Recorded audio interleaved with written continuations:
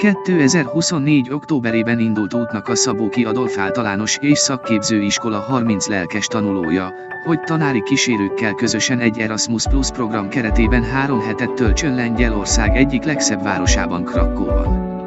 Ezen a szakmai gyakorlaton, asztalos, burkoló, kert és pargondozó valamint divatszabó szakmákban tudtak a diákok rengeteg új ismeretre szert tenni, méltóképpen képviselve a patinás csepeli szakképzőintézményt. Nézzünk meg néhány felvételt erről a programról, a gyönyörű városról, a szabadidős és egyéb tevékenységekről és az intézmény diákjairól.